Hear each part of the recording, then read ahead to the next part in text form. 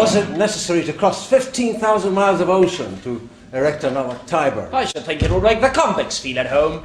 This land is under English law. The court found them guilty and sentenced them accordingly. Oh, look over there. It's a bold-eyed Corella. But hanging? Only the 3 who were found guilty of stealing from the colony stores.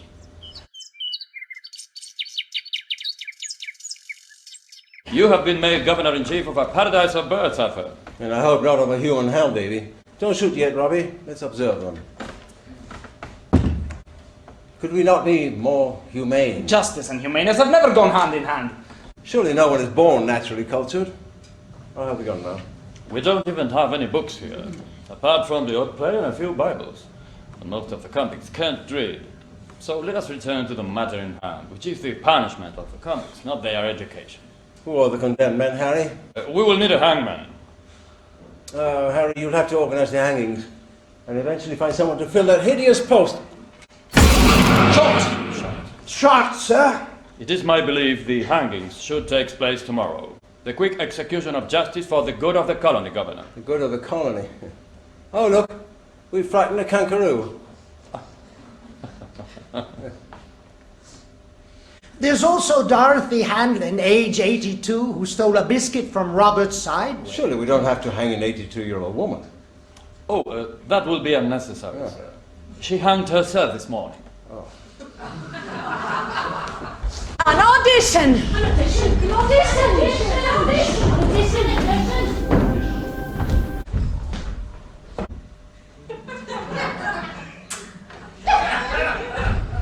Ah! Mr. Clark! I'm calling you Mr. Clark as one calls Mr. Garrick Mr. Garrick. We have not had the pleasure of meeting before. I've seen you on the ship. Different circumstances, Mr. Clark, best forgotten. I was once a gentleman. My fortune has turned the wheel. But you're doing a play, I hear. Drury Lane, Mr. Garrick, the lovely Peck Woffington. He was so cruel to her, and she was so petty. You say you were a gentleman, Sideway? Top of my profession, sir. Pickpocket. Born and bred in Bermondsey. Do you know London, sir? Don't you miss it? In these, my darkest hours, I remember my happy days in that great city. London Bridge at dawn. Bond Street! There! I've spotted her! Rich, plump, not of the best class, stands in front of the shop, plucking up courage. I pluck her. Then, time for coffee until 5 o'clock, and later the pinnacle, the glory of the day. Drury Lane. The coaches. The actors scuttling. The gentlemen watching. Ladies tittering. The perfumes. The clothes. The handkerchiefs. There you are, Mr. Clark. You see the skill.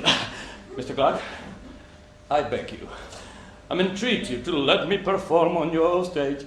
To let me feel once again the thrill of a play about to begin. I see ladies approaching. No doubt our future Woffingtons and Siddons. Ladies! Mr. Clark, I shall await your word of command. I shall be in the wings. William, if you can't contribute anything useful to the discussion, keep quiet. Yeah. Oh. What is the plot, Ralph? It will remind them that there's more to life than crime and punishment. And we will be watching this together. For a few hours, we no longer be despised prisoners and hated jailers. We will laugh, we may be moved, we may even think a little. Since we have agreed it can do no harm, I suggest we allow Ralph to rehearse his play with our good wishes for a successful production. Does anyone disagree? Thank you, Captain Cameron. I will not accept this. You willy wally wobbly words, Greeks, Romans, redemption to get your own way. You don't take anything seriously. Arthur, the last word must be yours. The last word will be the play, gentlemen. Oh, it's almost beginning to look like a town. Oh, look, Duckling, look how blue the water is. I want to be an actor. It is with pleasure that I... Oh, our pleasure, Mr. Clark, our pleasure. We have many days of hard Well, work I ahead of us. was acting at working. Now, let me introduce the company. We've met before, Lieutenant. You could say we could know each other. We could know each other in the dark. Oh, it is our theatrical custom. The companies formally introduced to each other, Mrs. Bryant. Mrs. Bryant? Who is Mrs. Bryant? It is a theatrical form of address, madam. You may call me Mr. Sideways. If I may proceed, You're interrupting the director. Mr. Sideways. Oh, I'm here. Justice balanced by James Freeman. I'm not playing with that hand. The words will stick to my throat. Act 1, Scene 2, Captain Plume and Mr. Worthy. Oh, that's me. I'm at your command. The rest of you can watch and wait for your scenes. Ah. Perhaps we should begin by reading it. Oh, no need, Mr. Clark. I know it. Ah. I'm afraid I shall have to read Captain Plume. Oh, I know that part too. Would you like me to do both? I think it's better if I do it. Oh, well. So, shall we begin? Sergeant Kite, that's John Ascot, has just left. Running! Kite. I'll say the last. 'Tis indeed the picture of Worthy, but the life's departed. What? Sideways? Where's he gone? Oh, I'm preparing my entrance, Mr. Clark. I won't be a minute. Could you read the line again slowly, please? 'Tis indeed the picture of Worthy, but the life's departed. What? Arms across, Worthy. Oh, I'm so cross. Oh, yeah, I forgot. I'm sorry. I should start all over. Could you read the line again louder, please? What? Arms across, Worthy. My wiper! Someone bust my wiper. There's a wiper drawer in this crew. What's the matter? There's a pickpocket in the company. Talk about the pot calling the kettle black. My handkerchief.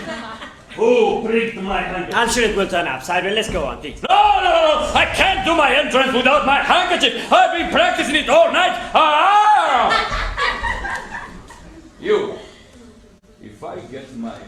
Well, let's assume Worthy has already entered. Sideways, now Plume says. What?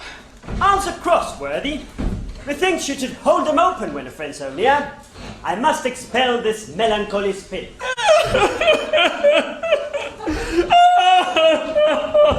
What are you doing down there, Simon?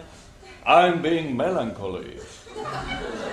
I saw Mr. Garrick doing it once. Hamlet it was. This is what he did. Oh, that this two solid flesh would melt. Oh, that this two solid flesh would melt. Oh, that this This is a comedy. What? It's perhaps a little lighter. Try simply to stand normally and look melancholy. I'll say the line again. The audience won't hear Captain Plume's lines if your sobs are so loud, Sideways. Well, I'm still establishing my melancholy. Oh, the comedy needs to move quite fast. In fact, I think we'll cut that line and the two verses that follow and go straight to Worthy greeting Plume. Yes. I like the word melancholy. Oh, a greeting. Yes, a greeting looks like this. Boom! Now I change to say the next word. My dear Captain! That's affection, isn't it? Perhaps if I put my hands on my heart like this. Oh, welcome! I'm not quite sure how to do welcome, sir. I think if you just say the line. Quite, now. Sideways, what are you doing? Well, I'm checking that you are safe and sound returned. That's what I say. Safe and sound returned. You don't need to touch him, you can see that. Well, I'll check his different parts with my eyes. Now I'll put it all together. Boom! My dear Captain, oh, welcome! Safe and sound return.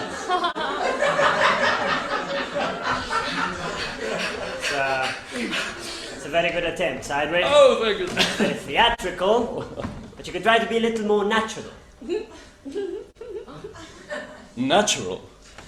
On the stage, but Mr. Clark. People must believe you. Garrick, after all, is admired for his naturalness. Well, I thought I was being Garrick, but never mind. Natural, you the director, Mr. Clark. Perhaps you could look at me while you're saying the lines. But the audience won't see my The face. lines are set to Captain Plume. But let's move on. Plume says, well, and sound, I hope, from London. You see, I have lost neither leg, nor arm, nor... Caesar, we're rehearsing now. Would you? I see that well, Mr. Lieutenant. I see this a piece of theatre. I've seen many pieces of theatre in my beautiful island of Madagascar. All parts have been taken, Caesar. I will play his servant. I just stand here behind him and I will be his servant. There are no lines for it, Caesar. I'll think about it. Actually, I would like to rehearse the ladies now. Freeman, would you go and see what's happening for us, please? We'll come back to that later, Simon. That was it. It was a little, but very good. Oh, thank you. Now we'll rehearse the first scene between.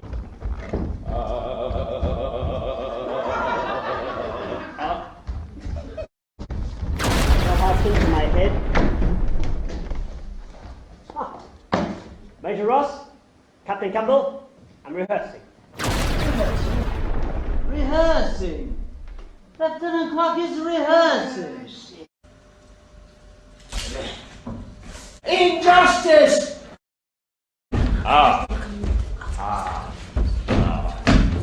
Here is some of the Captain Walling cast, Lieutenant.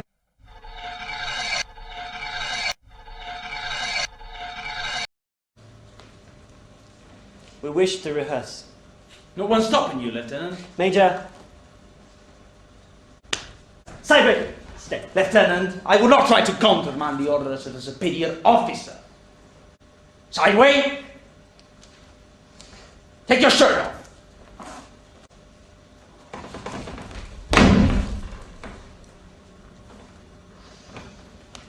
$100 lashes. I can't see! What pleasures I may receive abroad are indeed uncertain, but this I am sure of. I shall meet with less cruelty among the most barbarous nations than I have found at home. Come, sir.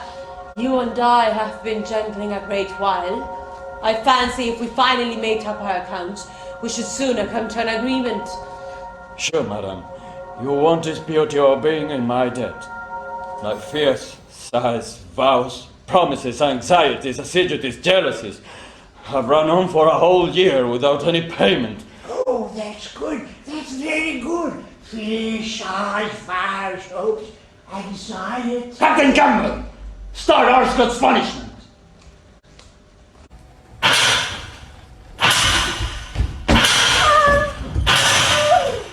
The question of Liz. She refused to defend herself at the trial. She didn't say a word. This was taken as an admission of guilt and she was condemned to be hanged.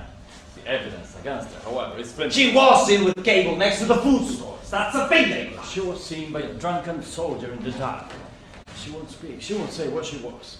That is our difficulty. She won't speak because she's guilty. Worry. Silence has other causes. She won't speak, Your Excellency, because of the convict code of honor. This foaming play has muffled the Mafia Lieutenant's mind. My only fear, Your Excellency, that she may have refused to speak because she no longer believes in the process of justice. If that is so, the court here will become travesties. I do not want that. I hate this. Perhaps we could return to the question of Liz Morgan. Captain Campbell! If you don't speak, we will have to hang you. If you can defend yourself, His Excellency can overrule the court. But you must speak. Did you steal that food with the escaped prisoner Cable? She didn't steal. It is the accused who must answer. Miss Morton, you must speak the truth. We will listen to you. The play seems to be having miraculous effects already. Don't you want to be in it, Liz? Well, you must speak. For the good of the colony. And of the play. I didn't steal the food. Were you there when Cable stole it? Now it's there before. And you knew he was going to steal it. Yes. Guilty, she didn't report it. Failure to inform is not a hangable offense. Conspiracy! We may need a retrial. Why wouldn't you say this before? Because you didn't have time to invent a lie. Major, you're demeaning the process of law. Why, Liz? Because it wouldn't have mattered. Speaking the truth? Speaking. I hope they won't upset the audience. Everyone is here, all the officers too. Daddy could take your part. No, I want to do it. I will remember the lines. We haven't rehearsed the bar. Garrick used to take it this way. You look up to the circles, to the sides, down. Make sure everyone thinks you're looking at them. Get in a line. Get in a line. I'll be in the middle. Hooray! I'm going to start a theatre company. Who wants to be in it? Oh, I will. I will. All right, you'll play about justice. Only comedies, my boy, only comedies. How about a comedy about unrequited love? I'll be in your company, Mr. Sideways. Hold on. I'll play all about the dignity and gravity. Well, I'll hold auditions tomorrow. Tomorrow. Tomorrow. I've been used to danger, sir. Here! What's that? Salt for good luck. Where did you get that from? Oh, I have been saving it from my rations. I have saved enough for each of us to have some. We'll do our best, Mr. Clark.